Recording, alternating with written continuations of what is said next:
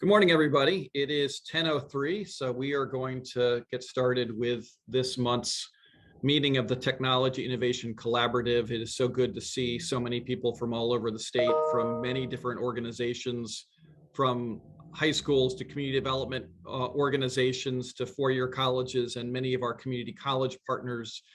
Good to see you. Thank you for staying engaged in this important work. The theme for this monthly meeting is experiential learning. And I think that we all would agree that particularly in this industry sector, where the needs of the economy change so rapidly, that work-based learning, experiential learning is a critical part of any pathway to help people move to good paying, family supporting careers. And we know that experiential learning, work-based learning can take many different models, different forms. And really what we hope to do today is hear from some interesting perspectives on models of experiential learning and perspectives, and then really to begin a conversation among all of us about what more we can do collectively in New Jersey to ensure that more of our students at all levels have the opportunity to apply what they're learning in the classroom on the job, to make connections, to network, to better understand their career opportunities, to all of the great benefits of experiential learning.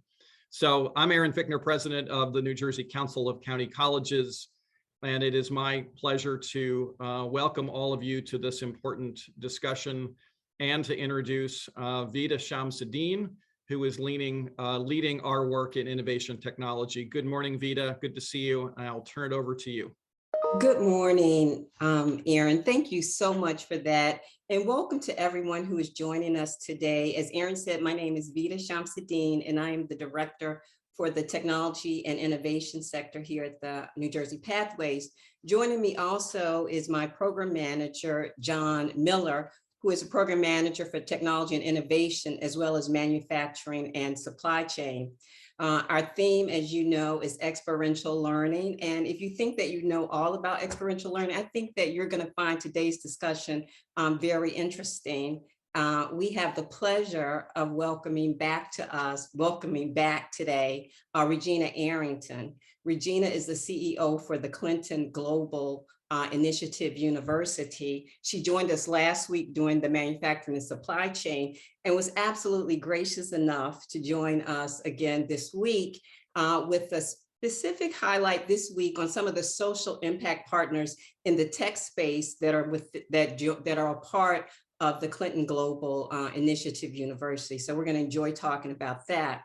Before I give you Regina's impressive background, I just want to share one thing and to say, absolutely, Regina, thank you again for joining us. We know that you are just finishing up, if not still a little in the Clinton Global Initiative's annual meeting and conference, and that you had the distinct honor, quite frankly, of hosting two First Ladies, not our current First Lady, Dr. Jill Biden, as well as former First Lady Hillary Clinton. So I'm sure you're very excited. And they were talking about the importance of community colleges. So how timely is this conversation? Thank you again for joining us. I'm going to share with our audience just a little bit about your background, and then we'll jump right into our experiential learning conversation. Regina Arrington serves as the CEO for the Clinton Global Initiative University. She comes from Leadership for Educational Equity, where she served as the Senior Director, Regional Impact over New York, New Jersey, Maryland, and the National Capital Regions. Prior to Leadership for Educational Equity, Regina served as the Director of Community Partnerships for Teach for America, where she cultivated relationships and partnerships with community, city, and state stakeholders. She lent her DEI expertise to Teach for America nationally to serve as the DEI facilitator for first-year educators. In her passion work, she has shared that she is the Director of Partnerships and Co-Investment Strategies with Unbox Philanthropic Advisors, where she supports individuals, foundations, and non-for-profits not-for-profits in actualizing their philanthropic objectives with a strong focus on social justice. This includes building out and reinforcing strategic growth plans, conducted market and landscape analysis, and curating critical relationships. In Regina's previous tenure with the foundation, she created and expanded the Clinton Global University Network, which provided skill mentorship and over $3 million of fiscal support for students' experiential projects around the globe. So she absolutely has something to share with us. And Regina, with that, I am going to turn over our Zoom stage to you. Thank you again. Of course. Thank you all so much for having me. I had a great conversation last week and wanted to introduce a woman from my team. This is Jordan. And Jordan actually champions a lot of our partnerships, specifically our relationships with our tech partners. So when we get to that area, definitely I'll pass it over to her to talk about how she has built a strong relationship both with the brand, but then also done a lot of meeting making to make sure our students are understanding how to navigate the relationship, but then also these private sector spaces as they're building out their initiatives. So next slide, please. So just for folks who weren't able to join us, CGI University was a one-off program. Back in 2007, we launched, and we worked over those couple of years building out a really special conference space that would pop up year over year on various campuses. So we've been hosted at Arizona State University, we've been hosted at George Washington University, we've been hosted at the University of Miami. So really bouncing around the US so that we could have more access to our students.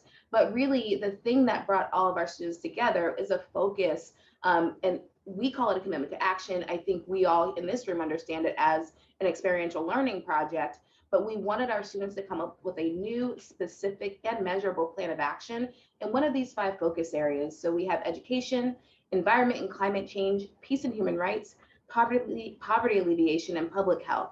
So these are pretty, wide swaths of topics and focus areas, but this for us was on purpose. We wanted our students to know that the frame of experiential learning or commitment to action is the most important piece in getting the work done, not necessarily the topic. Also, we were finding that coming to this space in an interdisciplinary nature was hugely important for our students to get their projects done.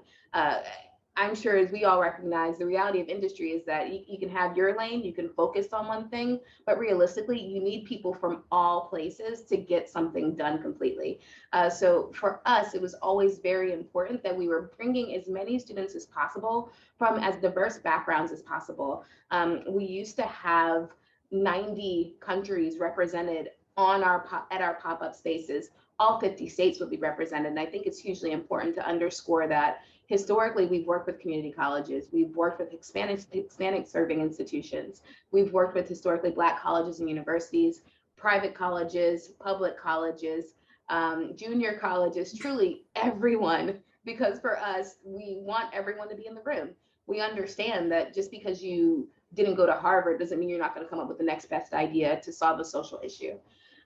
So just that's a very quick background of what we were doing historically, and a huge shift that we've made over the past 3 years is to start bringing this programming more in-house, because of course we had to be responsive to the COVID-19 pandemic. And what we found is we're able to have deeper traction with our students because now we have a online curricular module that we're running half of the year. So what used to just be a one-time experience that felt like a Model UN moment on a campus is now a half of year experience with students really getting deeper into their projects, working with our commitment mentors. We have about 70 commitment mentors specifically supporting our students and trying to make a more holistic, robust program as an incubator for our students ahead of them working with some of our other brands. Next slide. So I went through this very briefly, but for us, our commitment to action is a new, specific, and measurable initiative. And again, those 5 focus areas. And I think where this maps onto experiential learning is really thinking about new. That's where they're doing research. That's where they're really doing their exploration to understand what is true in the field and what is the thing I'm going to do that's a little bit different here. Something that we were hearing quite often is that this was the meaning making that was missing from traditional 4-year institutions. We had students who were in the ivory tower learning about all of these issues, right? Understanding the compounding reality of issues, but not really having an avenue to make change in those spaces. And so this is a huge way, looking at the newness of your idea of shifting current realities to create possibility. That's something we really wanted to focus on. Also, being specific. I personally find that in this social justice world, folks like to live in vague terms, right? We say social justice, we say race forward, we say culturally responsive pedagogy, but at its nexus, we're talking more specifically about deficits that have been created from policies of our country, right? And so for us, our push is to get our students to be as specific as possible, because again, this is the thing that ties them more closely to industry, to have people understand what is the thing that you're seeking to solve. And then finally, measurable. We are coming out of a time where big data is running everything from our tech side, but this idea of measuring started with getting more data into our students in our classrooms and watching our students really tracking how they are doing. We wanted to make sure we're bringing that kind of measurement into all of the projects and programs that our students were creating, because again, while it's amazing to have qualitative impact, very important, it was also important for folks to also have quantitative impact. And it was something we were noticing in these social justice spaces that we weren't doing a great job of. So wanted to make sure our students were leaning in there as well. Next slide. So just a couple of examples of really amazing commitments that have happened. First, we have Lucky Iron Fish, and this is a very, very simple solution to ensuring that folks had enough iron in their meals. You boil this iron fish in a pot of rice, and then enriches the rice.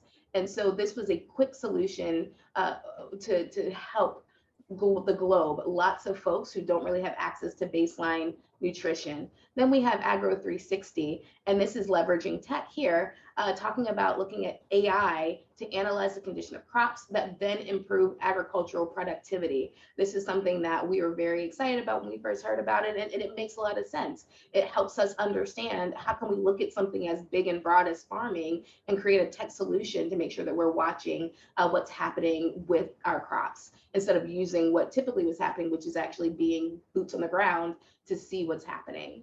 And then finally, we have ScholarJet, which is a commitment to increase access to STEM education and, of course, experiential learning through scholarships. I'm sure you all noticed this, but back in 2007, 8, 9, experiential learning was the way forward. It was the thing that we knew was going to change how young people learned. And so now the pendulum is swinging back, but there was definitely a dearth in the field of getting eyes into that work and money into that work. And we were seeing that ScholarJet was definitely pushing through there and having more impact. So that's something else we really loved. Next slide. So again, we have the phases of developing our commitment: ideation, implementation, and scaling. Again, this maps beautifully right into experiential learning and the projects there. And we just a quick breakdown of where a lot of our students are. Half of our students are in the ideation phase. We are very much a early stage incubator. We are taking students who just learning about something and helping them figure out, what does it mean when you have a new idea or something different? About 30% of our students are implementing their projects. Historically, we wanted to make sure that these projects would happen within their course of study, but a lot of our students are seeing that their ideas and solutions were so impactful that they're able to have full nonprofits, or they're bringing products fully to market based on their idea that came through CGI. And then finally scaling. This is where we're helping our students move from small impact, maybe neighborhood impact, into being able to support their country or their state, or just work with different demographics of people in a way they weren't previously thinking about. Great. And thank you so much for that. And I'm very excited for this part of your presentation as well, because talk about having a real a clear picture and actually a real example of not just the global work that you do, but some of the work that's actually happening right here in New Jersey. And then you can speak to this, Regina, but we're very excited that the New Jersey City University actually participated with the CGIU program particularly. And I know we have Dr. Donaldson and Dr. Lee joining us today from NJCU's School of Business, but this was a project that they were involved with. And so maybe you can highlight it for us, because this absolutely talks about that commitment phase and how those ideations in the classroom are incubated and actually grow to an impactful program that is impacting globally. So I'll let you expound on that. Thank you. Yeah, absolutely. And Fatima, like many of our amazing students, had a great idea.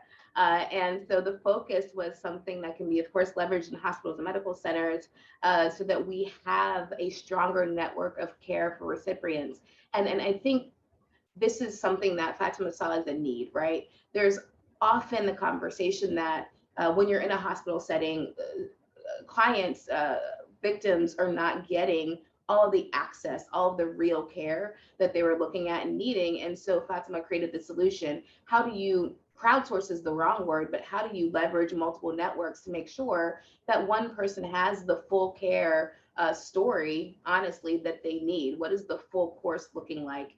And we know in the States we have this issue, huge issue. We just, again, made it through the pandemic and are seeing a lot of breakdowns in the course of what care looks like. And so this is creating more continuity in spaces where we haven't really thought critically about what that work looks like. So again, and happy that Fatima was able to come and we were able to support her in this work.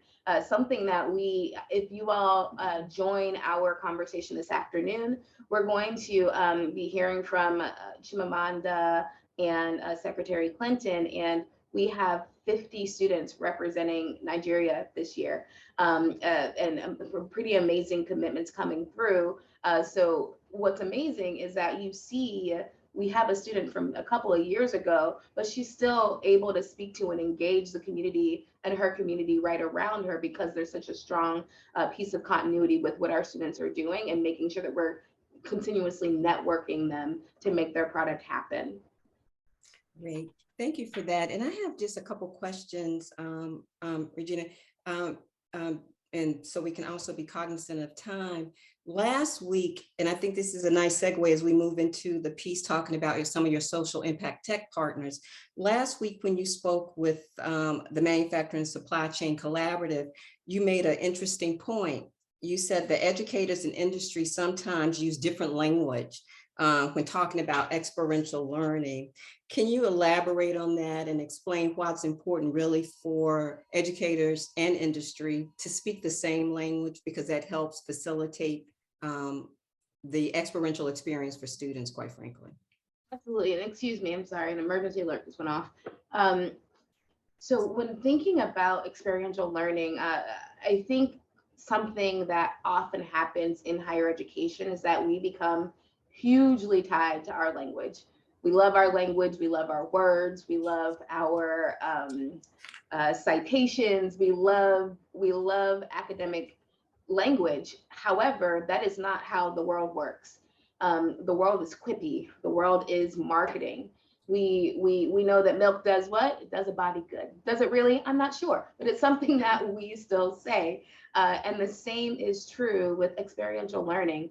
I think it's difficult for people in industry to understand the through line of what experiential learning is for practical reality. And I think last week I gave some examples. Internships are experiential learning. Externships are experiential learning. Northeastern University has 3 semesters, and the 3rd semester is an externship where you're literally working for 90 days in the place where you're considering what you want, as you're considering what you want to be true for your career. How else does this work? We have secondment programs, but that's, you know, when we're thinking about older learners and wanting to build skill sets. These are all the ways that people in the private sector upskill people. Upskilling is the new term, but upskilling is something we've always had to do. It's something we've been doing for the past 50 years. So I think it's very important, especially at the community college level, for us to pay attention to the through lines. Where are your students going after their 2 years, their 4 years if they matriculate into another university? And what are the main industries, and what are the ways that those industries commit to upskilling people? Can you create relationships through intern models? Can you create relationships through externship models? Can you ensure that they have summer placement and they'll get paid for it? We know that this is something that law firms do. This is something that the big four accounting firms do. You can get your internship your sophomore year and go back summer over summer and know that at the end of your time in education, in your curricular experience, and as you matriculate out, that you will have a role and you'll have a job. Of course, the students are learning a lot, but really those brands, those companies are inculcating our students with their culture, so that you already have someone who technically is a year and a half on the job, even though they're right out of undergrad. And I think a lot of people want to create those kinds of clear pathways, but I think on the university side, we need to do a better job of saying, saying what experiential learning looks like. So we know we have a student, her name is Fatima Tijani, and she created a web-based application. This is outside the course for study, but what are we doing to help her update her resume so that she's communicating in the right voice and the right terms with these companies? What are we doing to have her shift from, oh, this was just my senior year experiential project, to, no, this is my externship as I was launching myself into my career and into industry? A very quick, easy language shift, but one that we should make true for our students, so that we're not really dealing with as much imposter syndrome as I think takes place between our students and some of these larger products and companies. That is great. Thank you. Thank you so much, because language is everything. Absolutely. Now I'd like to segue next into some of the, and I think, Jordan, you're going to have something to share with us, but two of your social impact partners that are part of CGI, the Verizon VentureWell, as well as IBM's Call for Code for Education. So Jordan, can you share a little bit about those two tech partners, what they are, and how they impact students, particularly from an experiential learning perspective? Yeah, absolutely. And thank you all for having me here. It's wonderful to be with all of you. And to build off of what Regina was saying, what we've tried to do with our extension programs through our partners is connect experiential learning to industry for students, and to build those pathways for them, and to support them on them as well. So with the Verizon Forward for Good Challenge, this is actually a sort of four-way partnership between Verizon, us at CGIU, VentureWell, which it's an organization that does entrepreneurial training for early stage entrepreneurs, specifically in the tech and science space. And then also we are partnered with two historically Black college and university organizations as well, as we continue to try to diversify the community of young entrepreneurs. And so with the Verizon Challenge, this is a challenge that we've now run 2 times, and really the purpose of it is to support students throughout the fall in developing a social impact idea that's based in tech, leading edge technology in particular, with Verizon. And then ultimately the finalists who are selected then get to participate in summer-long entrepreneurial training with both CGIU and with VentureWell, in addition to receiving approximately $20,000 per team to advance their idea. And this really, the ultimate goal, of course, is to continue to develop your solution, to build an entrepreneurial skill set throughout the summer. But then there's the opportunity to win an additional $20,000 and continue to actually deploy your solution with Verizon, and to work directly with their staff and with their topic experts. And so this is a way that through, an external program of ours, through one of our partners, we're trying to create, additional pathways for students to develop those entrepreneurial skill sets and ultimately connect with industry leaders as well. So that's sort of a snapshot of the Verizon program. The IBM program is similar in that it's also a tech-based social impact partnership, but we've done something a little bit different with IBM. They have a Call for Code program, and this is a program that essentially helps students create open source technology projects that they can then, again, deploy. And what's great about IBM is that they really try to work with both technical and non-technical students to teach code. And so as a result, those who participate in Call for Code hackathons or codeathons, those students then can continue to develop their solutions and ultimately win opportunities for internships with IBM staff. So again, there's this connection of, I'm not just completing a social impact project and it ends there, but I'm actively making and building relationships with industry leaders where I can then sort of launch my solution. And one other just interesting thing with IBM is that IBM has also, through us, worked with universities really closely to build the Call for Code program into the university curriculum. So we have faculty who are sort of allowing students to participate in the Call for Code hackathons, and actually that credit becomes academic credit for their university curriculum. So we're trying to sort of build these relationships between universities through us, as well with industry partners to create those opportunities for students to build those skill sets. Thank you so much for that, Jordan. And thank you, Regina. Clearly, we will be reaching back out to you. We won't necessarily ask you to speak again, but we probably may. But we will be having some deeper conversations about the work that you have shared with us today, because it's about collaboration. And you all are doing tremendous work that is really not just impacting New Jersey or our country, but impacting globally. And when we talk about experiential learning, just these nuggets are able to be a strong foundation to launch students, not just in their careers, but quite frankly, with their passions that have an impact for change globally. So thank you so much for that. You may get some questions in the chat. We may share questions after this presentation that our audience might have, but as we are always time driven, of course, and we're going to move into the next segment. So thank you, Regina, and thank you, Jordan. And next up, we are going to have for our opportunities for career opportunities is Jeremy. Jeremy Bradshaw is from Audible. He is a senior manager for tech recruiting. And Jeremy, thank you so much for joining us. I know that you are not located in New Jersey, although Audible is. So you're joining us, and it's probably about 2 or 3 hours early for you. So thank you very much. And with that, Jeremy's going to be speaking to us about Audible's internship program. I think Regina has probably highlighted the whole connection between industry internships and that experiential learning. So with that, Jeremy Bradshaw, the floor is yours. Thank you. Thank you. Appreciate it. Yes, I am joining from Arizona this morning. So a little earlier, but I'm used to it because I work for a company that is East Coast based. It was good to hear the previous presentation and the partnership with Arizona State University. That is my alma mater. So that was exciting to hear. Although you can see behind me, if you see some of the stickers on the wall, I have representation of a number of schools that I've gathered stickers from. This is just a small sample of some of the different schools we worked with in our internship program. And when I kind of moved into this space during the pandemic, I decided I wanted something behind me that showed a little bit of what I do for work. So I started buying some different stickers and things like that. So, with Audible's internship program, it is technology focused.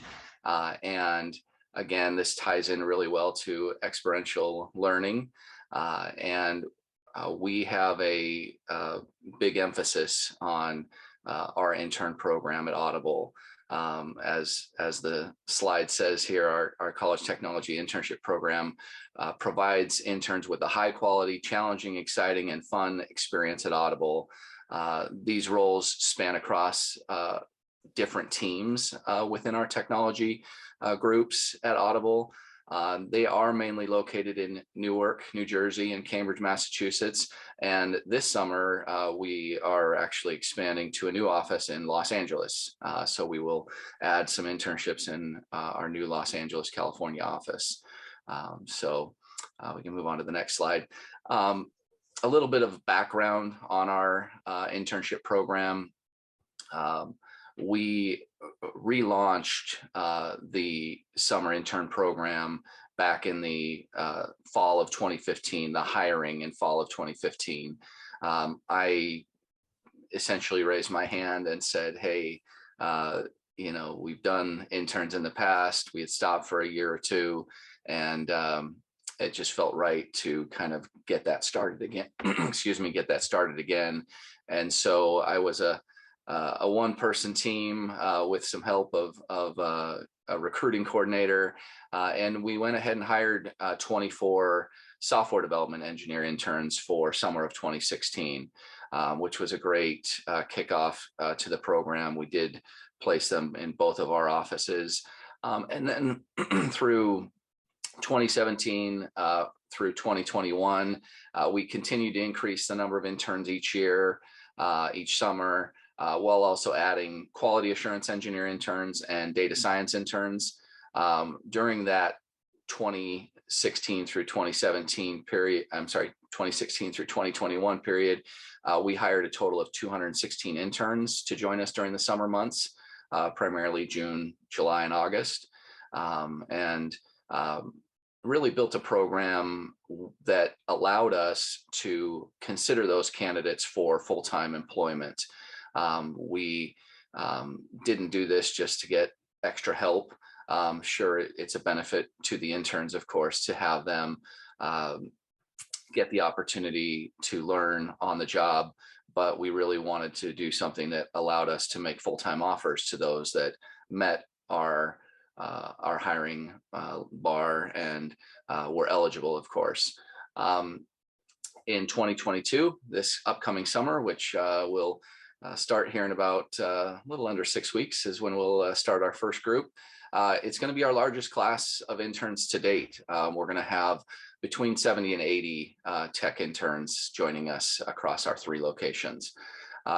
Each of our internships, we align them to a manager and a mentor that support them throughout their internship. Each intern works on a real project during their usually close to 12-week internship. I know we kind of said 10 to 12 weeks. Sometimes they, because of school, because of other commitments, they might be a little shorter than 12 weeks, but they do get a real project that they are working on and get a chance to move it forward. So, each intern is evaluated during that period of time for either a full-time offer or a return internship. So thank you. Next slide. Some of the successful outcomes that we have had as a result is we have converted a total of 120 interns to full-time roles at Audible. And that is approximately a 74% conversion rate of those we've made offers to that have accepted our offer to join us full-time is 74%. Certainly we make, we don't make offers to some, unfortunately, but we do try to give them, feedback that might help them for their future. But of those we've made offers to, 74% of them have decided to come back to Audible, which is great. During the COVID-19 pandemic, we were able to maintain a virtual internship. We didn't have to cancel any of our internships, which was great. It allowed them to work virtually from wherever they were in the country. And we made some tweaks and some adjustments to the program, of course, to be virtual, but overall it worked out well, and we were still able to consider people for those full-time roles if they were eligible. We do have a focus in our program on recruiting from underrepresented groups. This means that although we do partner with some schools located near our offices, we aren't only focusing on schools near our offices. And when we do focus with schools near our offices, it's primarily so that we can work with some of those, what we might call impact groups or different groups on campus, like National Society of Black Engineers, Society of Hispanic Professional Engineers, or various other groups from underrepresented groups. We might work with those specific groups on campus instead of just maybe attending a career fair or doing something else with a larger population. We do try to focus on that recruiting from underrepresented groups. That doesn't mean we only hire from those groups, but we're trying to give those groups a chance at being considered for our internships. So, and then another item that I just want to mention is I went ahead and looked and I was like, employer referrals is a huge part of our program. I think it's a great way to get candidates within an internship. And during that period of time, I think this number might be a little low. My data might be off, but I did a one-by-one count, and we had 34 employer referrals that have been hired in that internship program, which is a great result for us. With that, I will, yeah. Jeremy, that is great. And that's great information on Audible's internship program. We're probably out of time, but one thing that I really wanted, I would be remiss if I didn't. We have a lot of community colleges, obviously, that are on listening today. If they were very interested in seeing about getting Audible connected to their campuses for their students, for these very, tech internships, how would they go about that? And what would you suggest that they do? Yeah, absolutely. And I'm dropping in the chat. Actually, I think I might have just sent it to one person, so I'll put it back to everyone. A link, because I wanted to invite one of our former interns to join us. Unfortunately, he wasn't available. So I did put an article that recently the Muse put out about his transition from intern to software developer. And it's a great short article you can read when you have a minute. But to the question, certainly we are looking, obviously we are more tech focused. So those that might have a desire for computer science, and specifically with Audible, we would be happy to consider those that are in that space looking for internships. Obviously, summer 2022 is essentially filled, but in the future, it would really just be reaching out to myself. I have 2 on my team that are focused on our internship program, and we could, consider for future internships. We're not one that really focuses on they need to be going to a 4-year school. Yeah, we probably prefer somebody that's a little further along because they're going to have the experience necessary for to be qualified for the internship. So if they're just their first year of community college, it depends, right? I'm not going to say no, they're not going to be qualified, because you never know what somebody has done on their own.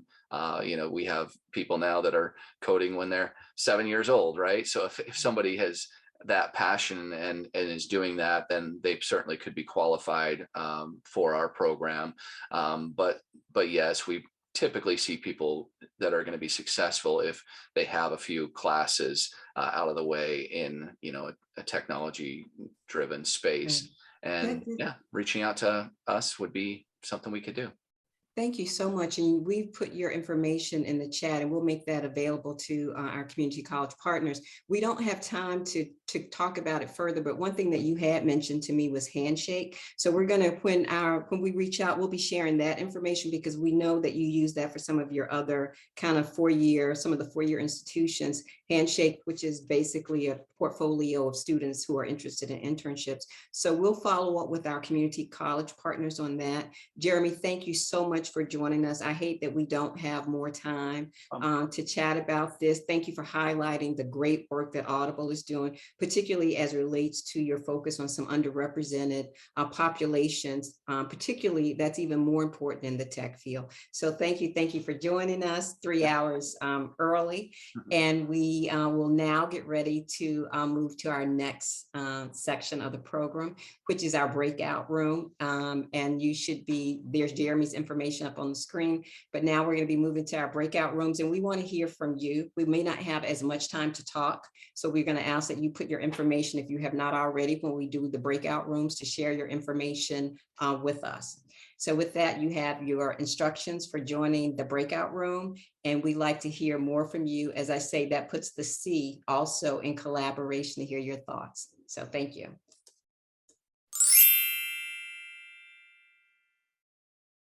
So we'll get started, and hopefully if others join, I'll have them introduce themselves when they come on board. We'll start off with just quick introductions. If everyone would just indicate who you are and your organization, just so we kind of get an idea of who's all here in the room. I'll start with myself. I'm Glenn Best, and I'm the director for the manufacturing supply chain sector strategies partnership here with the consortium. Glad to be here, happy to see everyone. And I'll start with the next person to my right, which is Helena. Thank you, Glenn. My name is Helena Vandermerve. I'm the founder and CEO of A+ Consulting, and happy to share with you that called A+ Apprentice is now officially approved by the Newark Board of Education to launch in-school apprenticeships for high school students 18 years and older. So we match them with employers, and tying into Jeremy's needs for technology talent, I think the way we can collaborate is to channel some of those interns into an apprentice career while they're still in the school. So that gives you the opportunity for entry-level talent and to not only create a career path, but a life path. And with Newark being such a diverse community, and I'm a block away from Audible, I think it could be a good collaboration if they're interested in that. We've also been selected by the NJEDA for their showcase the end of this month at the Offshore Week. Okay, I'm sorry. Because of time, I just want to make sure I give everybody a chance to introduce themselves. We'll come back. I'll come back to you. But Kathy, real quickly, and Kathy Skelly from Essex County College Training, Inc. And I'm happy to be on the Center for Workforce Innovation for Program and Software Development. And we are also leading the Center for Workforce Innovation for the Healthcare Tech one. And we are learning a lot, and we are just really ready to see this take off. And Audible is in our backyard as well. So thank you so much, Glenn. Thank you. Thank you. Sean Thomas. Good morning. I am the project manager for the Workforce Development Institute at Rowan College, Burlington County. And I am new to this position. So as we expand our experiential learning opportunities, I'm trying to figure out where my expertise. I come from a Southern system that has technical colleges. So this experiential learning kind of thing is ingrained in what it is they do. So trying to figure out how it can become just as intuitive as our schools here in New Jersey. Thank you. Thank you. Travis. Good morning, everybody. I'm Travis Rogers. I'm success coach and project program coordinator for NJ HealthWorks here at Mercer County Community College. I also have an interest in the tech side of things because there is an intersection, a very big one between healthcare and tech. So this is something I'm interested in. So I'm here to listen and learn and just soak up all this wisdom here. So thank you very much. Thank you. Nicole. Hello, how are you? Just a prospective student of cybersecurity. Thank you. What school, Nicole? Not sure yet, but I definitely want to take advantage of the community colleges. I'll tell you that. Okay. Very good. Very good. Glad to hear that. Thank you. Thank you for joining. Kyle.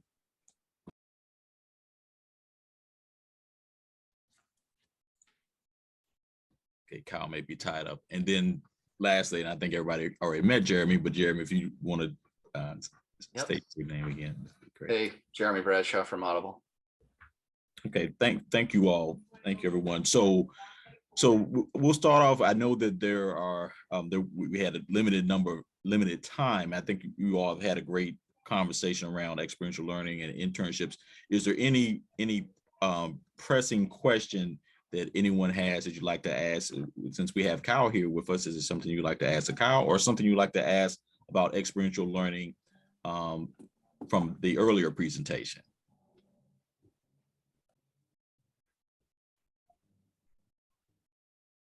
Does anyone have any examples of experiential learning programs that you're currently involved in that you'd like to share with the group?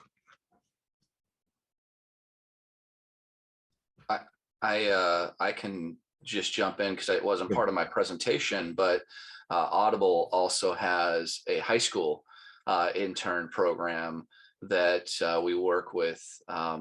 In the past, it was 2 high schools in Newark, New Jersey. I don't run this program. It's a coworker of mine, but we work with juniors and seniors in high school to kind of just get them in a, corporate working environment a little bit. They're really not working a lot of hours. It's not like a full-time internship. They come after school for 2 hours a day, a couple days a week, really for like 2 months in the fall and 2 months in the spring, but gives them an opportunity to kind of work in a real team. They're, given some different projects to work on.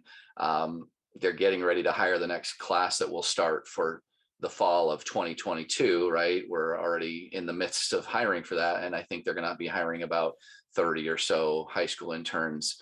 And again, from specific schools that they work with, but it's a great program for experiential learning to kind of get that first part going before they go off to college, in the future. So. Thank you, Jeremy. That's wonderful to hear. I think my colleague John, who just joined us, he put the link about that program in the chat. So some of you may want to take a moment to look at. That's a wonderful example of an experiential learning and pathway starting at high school, going as they decide to continue on with their education, because that's actually a foundational experience that they would have going into their first year of education in higher ed. So thank you for sharing that. I'm not sure which high schools they're working with in Newark, but I'm going to definitely learn more about that. That may be of interest, Kathy, to Essex County College. I don't know if you all were aware of that. Absolutely, yes. Our dean may be aware of that since that's our initiative, but I wasn't, so it was great to hear.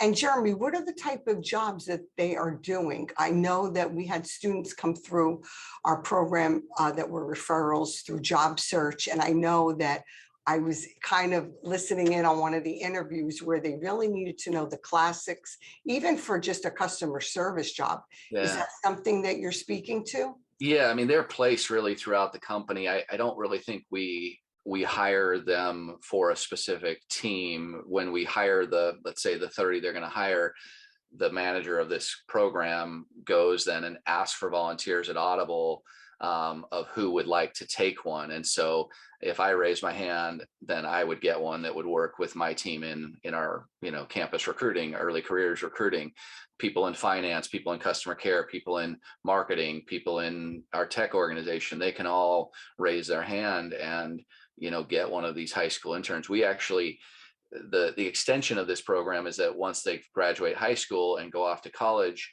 Audible offers them a scholarship, actually, most cases, where while they're in school, while they're in college, they get a stipend every month.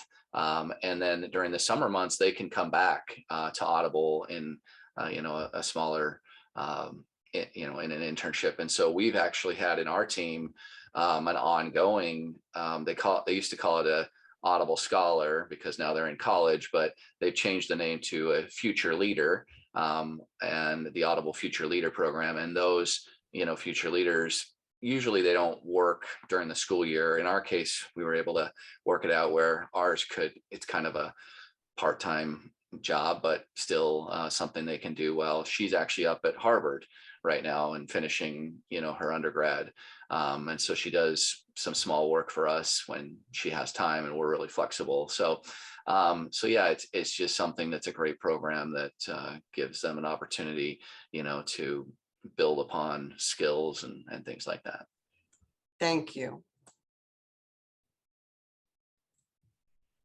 So for our educators represented here, has anyone experienced challenges in trying to implement or establish your experiential learning components at your organizations or your schools? Does everyone have experiential learning components within your organizations?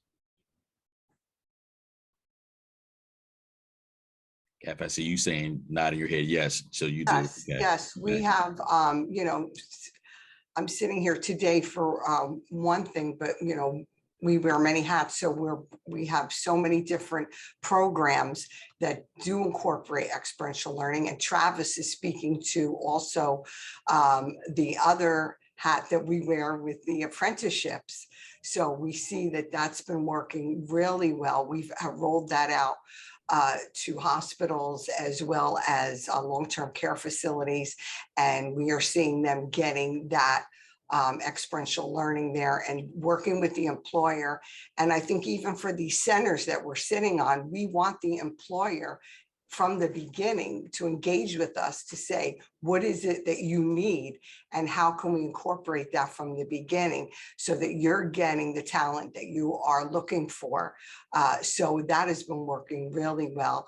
And other also agreements that we have and partnerships that we have aside from the apprenticeship have always been successful here.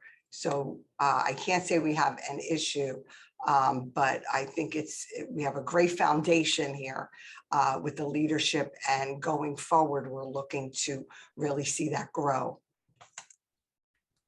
So that segues to one of my questions about best practices for experiential learning. Would you say that Essex County College has kind of implemented that as some of your best practices? And if are there other best practices that anyone thinks would be important as it relates to experiential learning? Yes, I think that we have been a forefront in this area. I know that there's many colleagues and that I'm sitting on different organizations that have looked to us to see what our model was. And there's always room for improvement, and we're growing in that.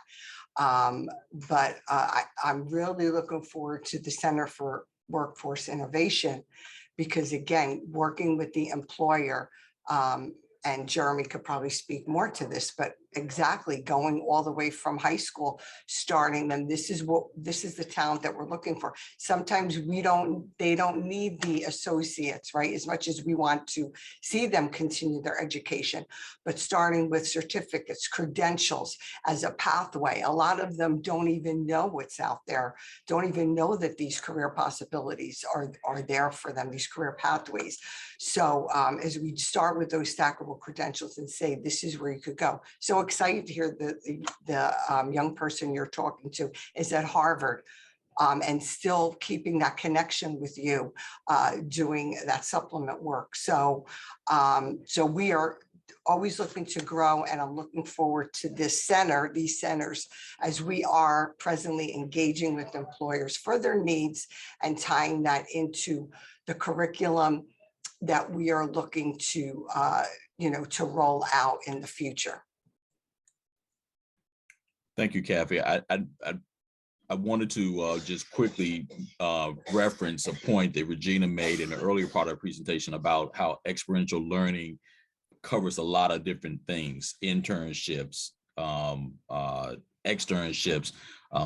Helena mentioned her apprenticeship program that she's doing. So all those type of opportunities fall in that space of experiential learning.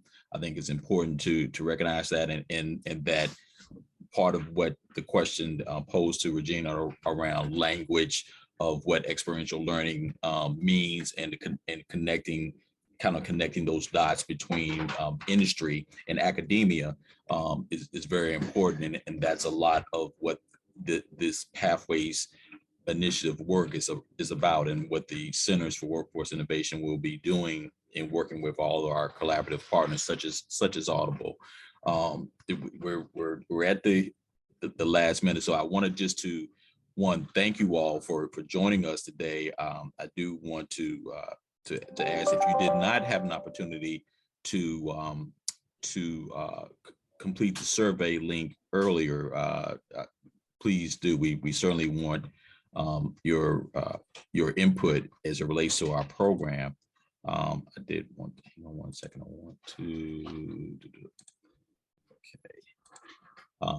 You'll see here on the slide that we would like to have your feedback. So if you didn't get a chance to click on the link, you can actually, if you have a smartphone, you can actually hold it up to the screen and scan that, and you can do the survey in real time. We really appreciate your feedback because it helps us in determining what type of information is helpful in this initiative to all of our partners, to our community colleges, to our educational partners, to our industry representatives who join us here. Jeremy may take some things away. He said, hey, it would be great if you guys would bring this into the conversation, or think about this as it relates to the work that they're doing in their space, in their industry, in the technology space. So we appreciate your feedback in that regard as well. We ask that you join us in participating in our future collaborative. So if you have not signed up and are not receiving information from us, you can go to our site and learn more about and stay connected with the work that we're doing. I think our next collaborative meeting, it doesn't have our next collaboratives start in May. The Innovation Technology Collaborative is May the 11th. My collaborative, Manufacturing Supply Chain, is May 4th. Each week there will be a different collaborative meeting. So the following week will be healthcare and then infrastructure and energy. So with that, I'd once again like to thank all of you for joining us here today. It's been a tremendous discussion, a robust conversation. Jeremy, thank you so much, because I know that 3-hour windows. Our son is on the West Coast in San Diego, and we know it's early there when it's a certain time here. So thank you for agreeing to participate and for being with us here today. Thank the rest of you. Thank everyone for engaging in this discussion.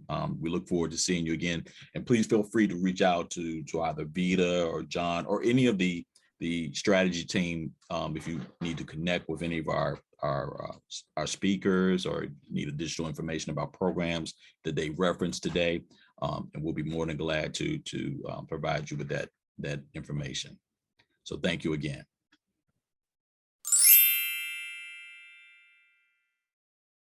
Good morning. A lot of great discussion, and the presenters were amazing. My head is still going. There's so much to think about. We only have, let's see, how many people? 9 people. So you know what I'd like to do? If we can just go around the Zoom room and just have everyone introduce themselves, just a quick, so we know who's in the room, because I think that always makes for a nicer discussion. Just a quick name, title, where you're from.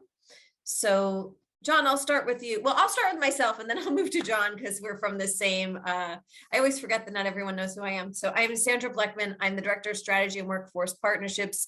Similar to Vita, who's running this meeting, I focus on the health services area. John?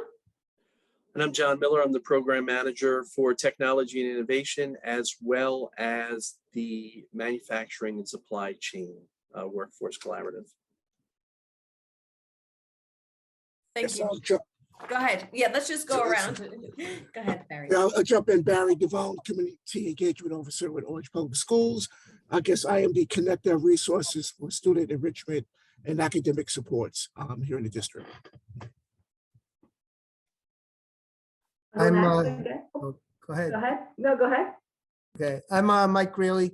I'm a teacher at County Prep High School in Jersey City, Hudson County BOTEC. And I'm the administrator for our Cisco Networking Academy program. And I teach that and A+ computer repair. Hi, I'm Anna Mazzocoli. I am a high school teacher at Northern Highlands. Before I teach entrepreneurship. Before that, I was a teacher at a magnet school where we had an amazing internship program for our seniors. Was a required component for them to graduate. And I would like to have that program where I am now. It is a very different set of demographics, but this session today made me very excited. I think I can figure out a way to bring it in. Hi, my name is Angel Pinheiro. I'm the Vice President for Strategic Academic Relationships at CompTIA. Hi, I'm Terrence Hardy. I'm the Director of Executive Education and External Partnerships at Rowan University. And this is Aslıhan Çakmak. I am the chairperson of Business and Computer Science at Middlesex College. And I'm Joe Walsh from Rutgers University. I'm the Assistant Director of Off-Campus Programs for Rutgers University. And we managed partnerships with community colleges around the states, trying to bridge the pathway for community college graduates to Rutgers, including graduates from programs like AAS programs that were the students we're talking about now. Many of them will come out with technical degrees. We're trying to bridge the gap between that degree and transfer to Rutgers. That's great. Thank you. I'm glad to see we have a nice representation of industry, four-year universities, community colleges in the room, because that always provides, for a greater discussion. So the first question that we had posted is, does your organization have an experiential learning best practice that you may want to share, or, something in relation to your reflection on what you heard today as far as best practices? Well, I guess this is Angel at CompTIA. So we work with different organizations to provide that type of learning. So for example, we have the ones that come to mind because they're recent. It's with Microsoft and with Amazon, where their employees go through some of our technology certification training. And they so for example, let's look at the Amazon specifically. So we're training a cohort of logistics workers working in their warehouse on the CompTIA A+ certification. And they go through about 2 months of training, and once they complete the training and they pass the certification, then they have an opportunity to switch over to technology jobs within Amazon.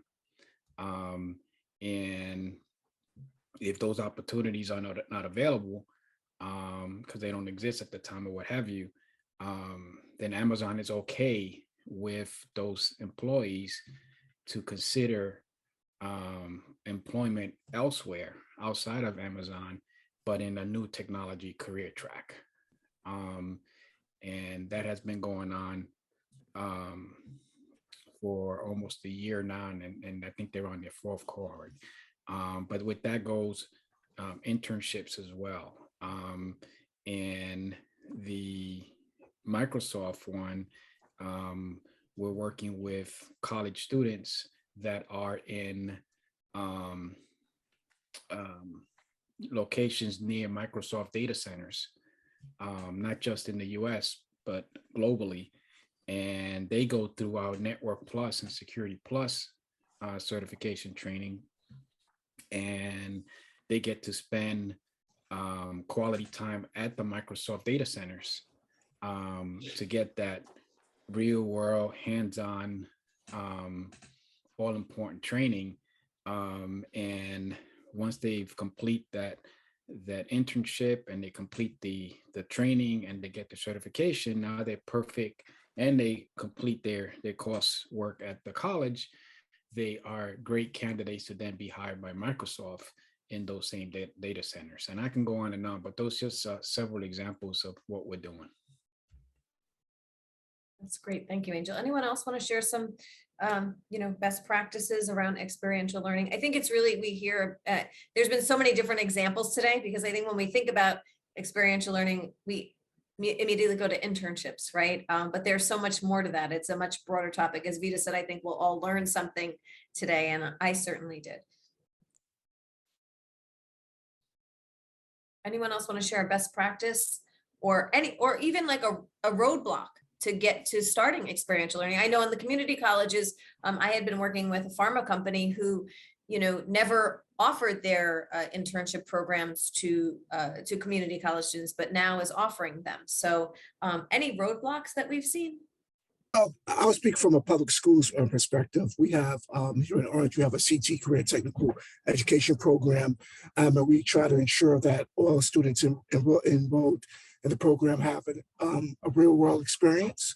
So really trying to find opportunities for high school seniors can be a challenge. Orange is a relatively small town, and there's not a lot of industry here in town. So you have to consider things such as travel. So one of the things we did to address that was to incorporate in our budget funds to allow students to travel to and from their places of prospective employment. So that was a barrier that, that was a real thing for a student and families, the cost just to get to an unpaid internship, right? A real burden. So that was one of the things that we addressed this year in the program. Well, actually, right before COVID hit. So, and then really started to implement it this year.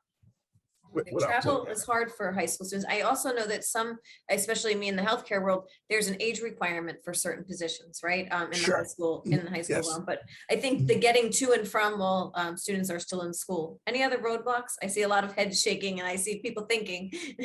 So to address that roadblock, CompTIA came up with a program, a framework, which is a crosswalk between school and industry. That provides that virtual learning experience. And we came up with this as a result of COVID. And we do realize some of those challenges, roadblocks that existed before COVID, right? Some of those that we just mentioned now. So, but part of that Connect Four, there's four components to it. The last one, and the third and fourth are work-based learning opportunities and sector partnerships. And what we're doing is we're providing virtual live events with industry that provides information that's critical for individuals that are looking for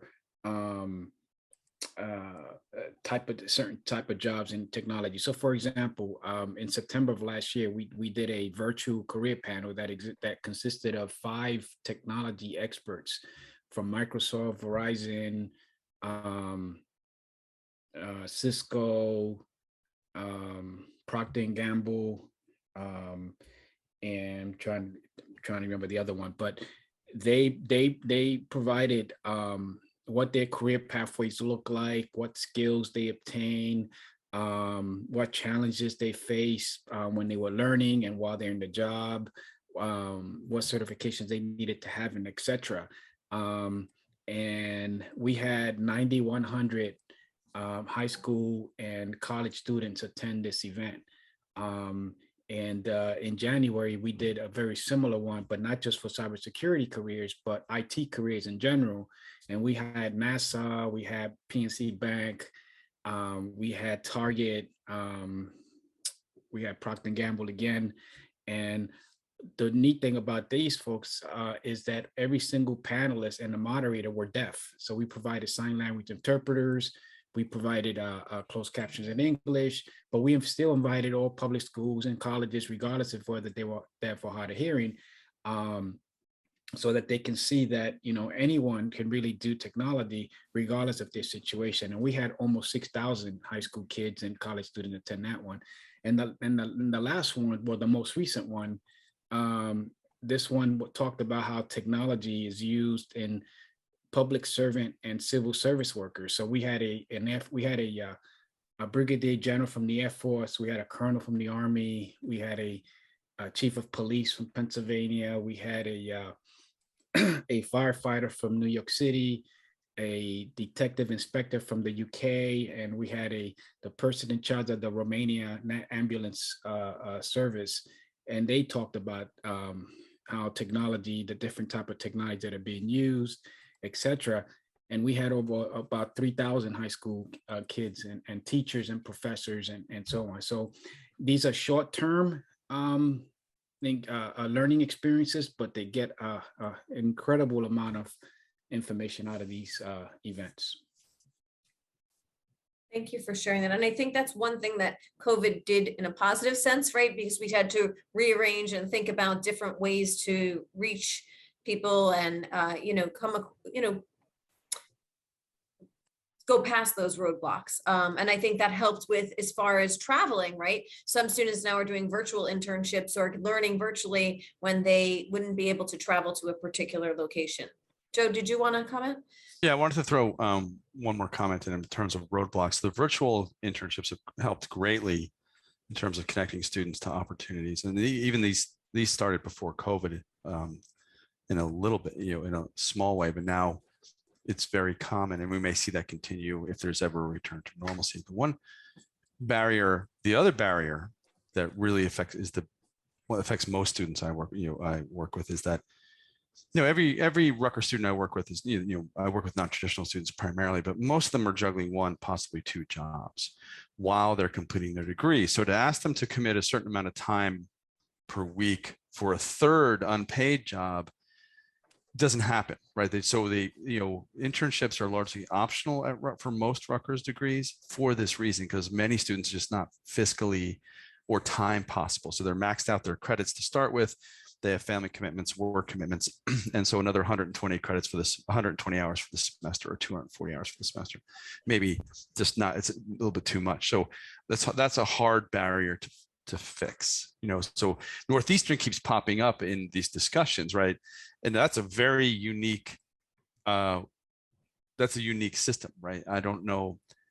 We'd all love to have a Northeastern system, right? It's just not. I don't see how we could do it with the students we have. So that's the dilemma. It's like, how can we connect our working students? And when I say not traditional, I should get I won't use it anymore, because it doesn't matter if they're 17 or 50, they're all working. Very few students are sort of cruising through in 4 years on their parents' dime. So, most of my students are on the 6-year part-time plan, whether or not they start at the community college or what have you. And anyway, it's a persistent barrier to these things. And with that, I actually have, speaking of students, I have a meeting with one in a minute. So, but I appreciate the opportunity to throw a comment in there. So thank you. Thank you for sharing. We have about a minute or two left, and I always like to end on a high note. So if anyone has any particular success stories about a student that had some type of experiential learning opportunity, or just something successful. I know, Angel, you shared a lot of success, but if anyone has a particular success story that they'd like to share. No, we can't think of one exciting success story. I do know, and I can tell you that the pharmaceutical company I was talking about, Otsuka, that we've been working with, has now, that just started having community college students, has kept on one of our interns for almost a year now. And there's a good possibility that upon graduation, they will offer them something. So it's nice to see that. Go ahead, Barry. Yeah, and one of ours is with our culinary program. We've developed relationships with the local restaurants. So we have a pipeline now for students to get real life experience, real world experience while they're in high school working in a restaurant. They start for a couple hours during the week, and then they're progressing into summer internships for them. And some of them have been hired locally by the restaurants. So that's something we're looking to expand. I actually have a question for Angel.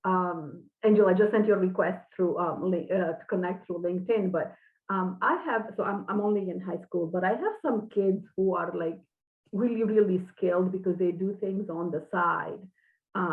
They do pen testing on their own. They'll do, they find breaches, they find exploits.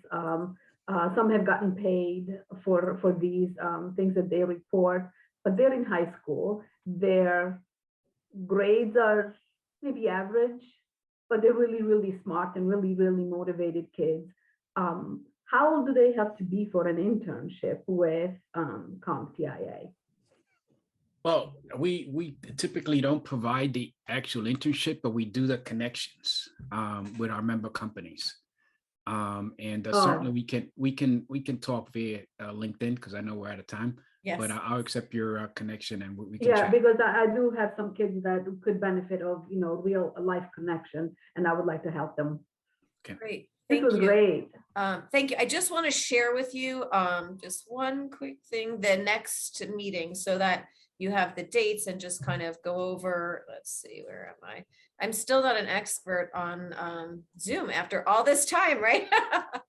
Let me just go through just before. You will receive a survey in the email with the recording. So please fill out the survey, because your feedback helps us. This is our first month doing some, breakout sessions. So we want to make sure that everyone's enjoying them and, for future recommendations. So this is just if you are in meeting schedule. Next week actually is health services.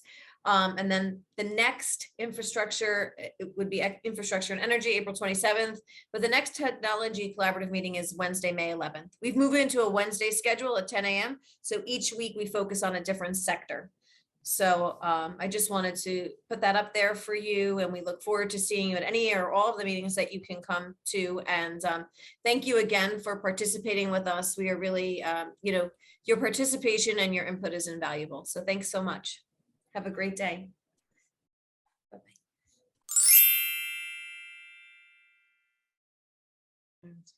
Good morning. And thank you all for joining us in the, Jesse, I see you again. We were in the same breakout room. We were in the breakout room last time, so it's good to see you again. As we'll maybe give it one more minute for those who might be joining from the main session for the breakout room. But what we really wanted to highlight are these questions, the questions that you see on the screen in front of you. Because we also use this as an opportunity to collect with some of our partners and get information on what might be happening in their different institutions. Jesse, I know you shared with us last week as it relates to some of the programs that you were doing at Rutgers. If you could maybe lead with that and just give us a little snippet of what you're doing again for this group, we'll like to then hear from some of the others in our breakout room. Hi, Rita. Nice to see you. Lovely to be here. Thank you, Jesse. I'm a huge fan of pathways and what pathways can become, and I would love to continue to be involved. So I'm faculty at Rutgers North, specifically in the sociology department. And generally, experiential learning, we rely on Handshake as a way of developing internship opportunities and related. I'm trying to do kind of more program specific, because Handshake is very ad hoc, and students are kind of, it's just a networking platform. Right? My interest is on building experiential learning opportunities into more specific focused programs, whether that's occupationally focused or industry focused, and then integrating that with academic curriculums. And so 3 kind of challenges, right? The roadblocks in the second question, as taking steps in these directions. First challenge, the scalability, right? How can we create opportunities, as well as equitability, right? Scalable and equitable opportunities. Second challenge, funding, right? It takes money to develop these, as well as time and energy from all participants involved.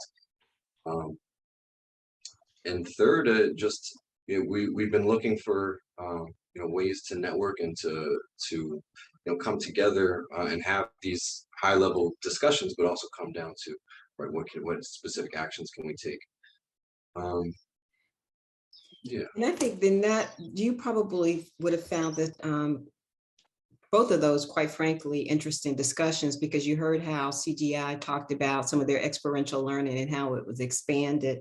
And then just looking at the work that was done at NJCU with those particular business students and how that is their web-based program is still being used. So I think it definitely does go to the support that you're talking about. That was supported by 2 of the professors, as well as external support for those 2 programs to really be launched successfully. So I think that was a great discussion around that.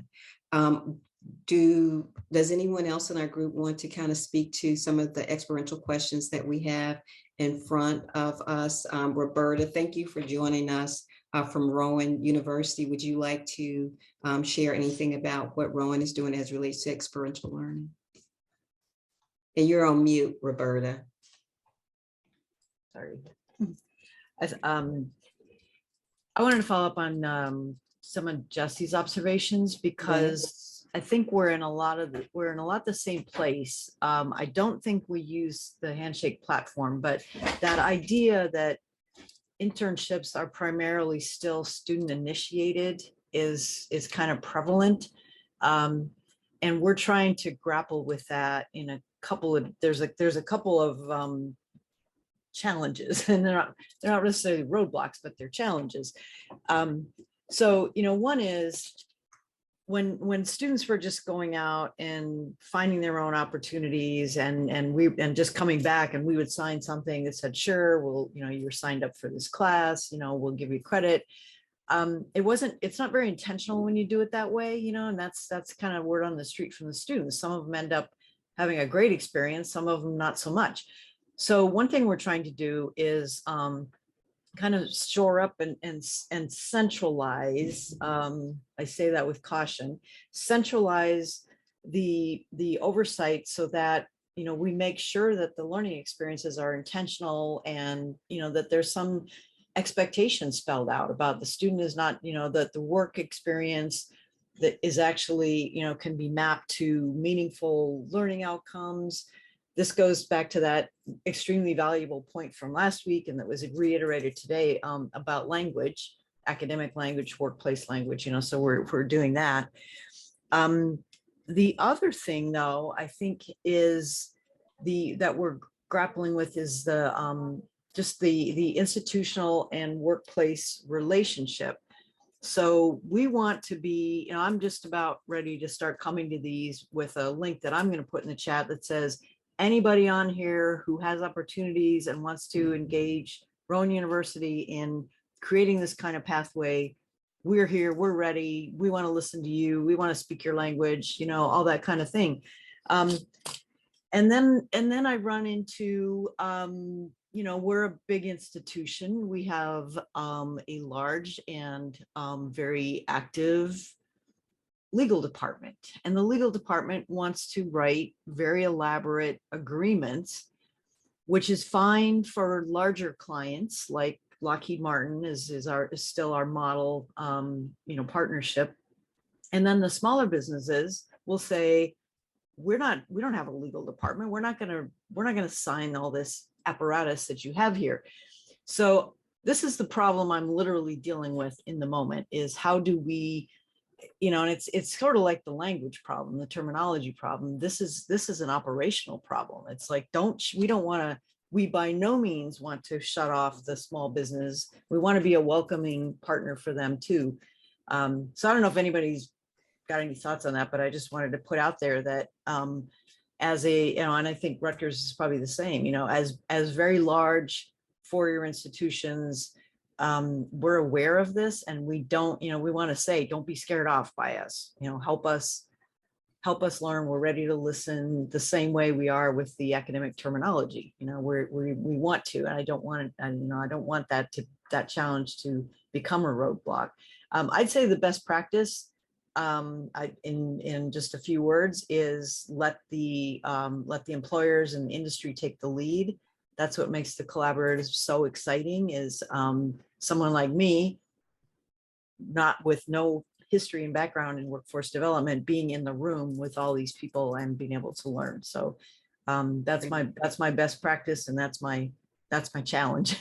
No, Roberta, thank you so much for that. And just a quick couple observations. One, we have been in conversations with Rowan as relates to the pathways. A professor out of your cybersecurity, one of your technology centers, has actually been working with one of our centers. I think it was software and programming development, as well as on our cybersecurity one. So two of them are working on pathways with community colleges to see that we can have these integrated pathways to curriculums that are offered at Rowan. So we're excited about that. The piece that I really like the most, and you guys kind of have hit on this, when we talked about it with the Clinton Global Initiative as well as Audible, they both had a very structured program where they talked about the mentor right? And the mentor and the monitoring throughout the internship and those measurable kinds of outcomes to really ensure that there's that experiential learning piece happening. I think that that's very important. I didn't get a chance. If we'd had more time, I probably would have dug a little deeper with Jeremy so he could really expound on that, because I think you all would say that those are very critical to ensure that students are having that kind of experiential learning piece. And if I take my hat off just for 2 seconds and say that, you know, aside from the work that I am doing in the tech space with the New Jersey Pathways Initiative, Roberta, my career training is corporate law. So when you were talking about the corporate law agreements, and sometimes they can absolutely just be a lot, that is absolutely true. Understandably for a partner like Lockheed, but for the small tech company that just wants to get involved and have a seat at the table, it can be a little daunting. So I think that that absolutely is something that's a great observation, and it's something that I think the conversation needs to continue. If there is something more as relates to these collaboratives that you'd like to see, the one piece that we know has been important is bringing industry to the table to talk about these opportunities and connecting those opportunities with our education partners. I know we have, I see text. Can I make one more point on that real quick? Absolutely, Roberta. I just want to plant this. I'm going to make a note of it. Maybe we can brainstorm about some kind of sort of consortium idea, you know, where we would come up with a way to endorse those agreements without, and so the small businesses could be vetted through something central, maybe to NJ Pathways. Just popped in my head. So thank you. Right. Oh, like basically almost like a database of those particular tech companies or companies, if it's in the other sectors, that have been properly vetted. So then some of the underlying concerns aren't there because they've already gone through this kind of pre-eligibility process to even be on the list, which reduces some of the legal kinds of associations. Like a standardized agreement, right? That we would mediate. Okay. Right. Absolutely. Jesse, did you want to say something? Sorry, just a quick follow-up question to something just that you mentioned. Was Professor Rowan who's working with the centers. I was wondering if you know anybody at Rutgers North who's involved, because I think that's also something that Rutgers North should also be involved in, making sure that our curriculums are aligned to the pathways as well, right? Absolutely. And I don't want you to feel left out. And we have conversations that are about to be planned. We've been getting on calendars are very difficult. You know that. So we absolutely are talking to Rutgers and getting ready to, we've had some initial conversations and we will be having more because Rutgers has absolutely expressed an interest in partnering with the New Jersey Pathways initiatives around not just the technology sector, but other sectors as well. So yes, so know that you're included, Jesse. We have Techno Study. I want to make sure I give everybody an opportunity to talk. Barbara or Shabana or Techno Studies. Is that your name, Techno Studies? No, it's our company's name. So my name is Fethi. By the way, can you hear me? Yes, I can hear you. So yeah, we found Techno Study in 2019. And since then, we are helping people to become a software test engineer in 6 months. So at the same time, we are providing them the internship opportunities. So our students are learning and at the same time, they are interning in our partner software companies. So we are based in Princeton, New Jersey. Our headquarters is in Jersey, but our operations are globally at the same time. So we just started our partnership with Turkey, Indonesia, and Germany.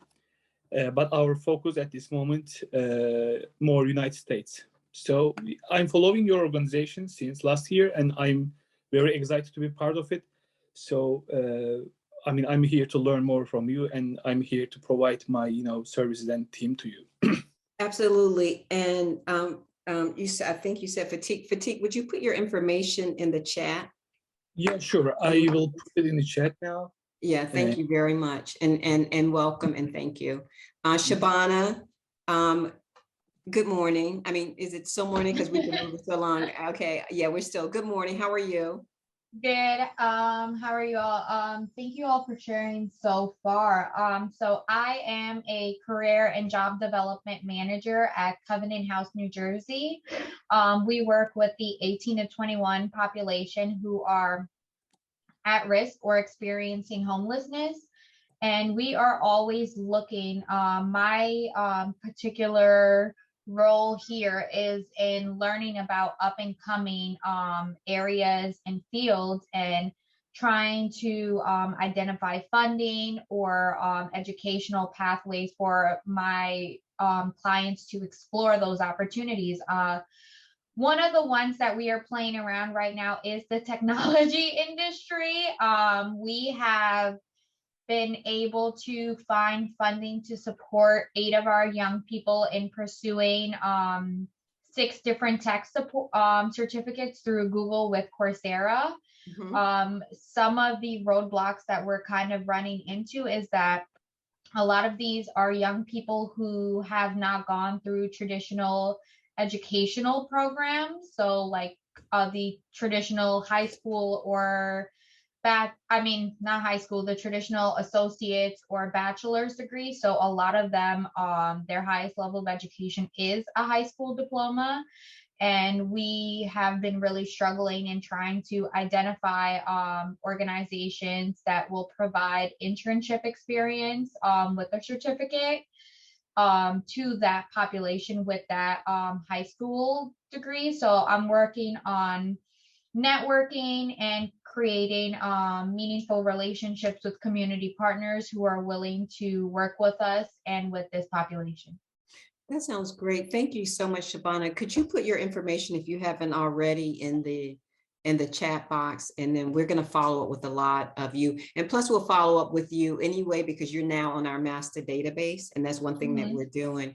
The last person I want to hear from is Barbara. Barbara, are you with us, and can you welcome? Thank you for joining us. Thank you. I'm actually with the Workforce Development Board. We don't do experiential learning per se. However, I did work with Rowan College at Burlington County for a little bit in their career services office. Okay. We did it because it's a community college, a 2-year institution. We did use something similar to Handshake. It was called Simplicity. Rowan University also uses the same tool where we can put in not only job postings, but you can put in those internship opportunities in the system. The thing is if the students are not connected to that system or know about that system, they're not finding those internships. Similar to what Shabana said is, she's in a different situation where, it's high school only when we're kind of in our first or maybe towards the end of our second year trying to find an internship. Some of the employers aren't really looking to take someone that early. Like I heard Audible say they were, depends. They're really looking for someone who's in their 3rd to close to 4th year before they start an internship. So we did find difficulty with that. What we did was we did a reverse lunch and learn. Instead of having students leave campus and go visit an employer partner, we had the employer come to the campus under academics, so say cybersecurity. We had Deborah Hart and Long come to discuss their cybersecurity opportunities, and then they would say, hey, we have this opportunity. If you're interested, let's have a conversation. So they opened the door to that. A couple other, Lockheed Martin, we would have Virtua, etc. So, but that's really.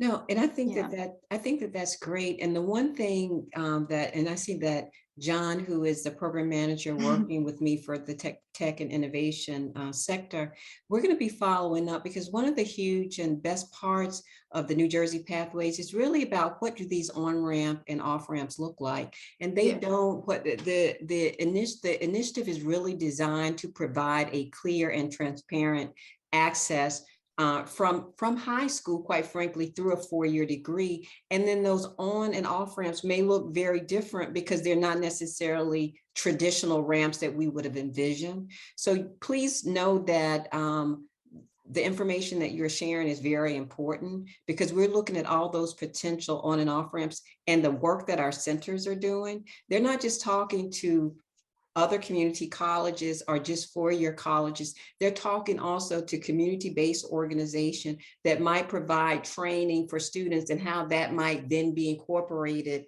or how they may get credit for that as relates to any degree that they may be seeking in college. We're also looking at, Sabana, when you talked about these industry credentials, whether or not a student is like not necessarily in a community college, but they may be they may get a Google certification, they may get a Microsoft certification, they may get a Cisco certification or a CompTIA certification, particularly in the tech areas. Though we're looking at how those industry credentials will be embedded into curriculum for credit. So when we talk about making a difference for kind of demographics that Shabana, she had to step away, but that's the inclusivity of it all. So it's inclusive, but it's education, and more importantly, and most important, particularly in the tech field, it's about access. We don't have a lot of time. I'm going to have to wind down, but one, I wanted to thank you all for joining us. Jesse, thank you again for week 2 and joining us. We are so happy to see you. Thank you to Barbara, Fatigue, and Roberta for joining us in our small group discussion. We are recording this, so we're going to make sure that we reach back out. Jesse, we will absolutely follow up with you to let you know what our conversations with Rutgers is looking like. But we want to ask you for your feedback. This is our QR code. You can open up your phone now, get the QR code. Tell us what you think about this meeting. That's a survey. What did you like?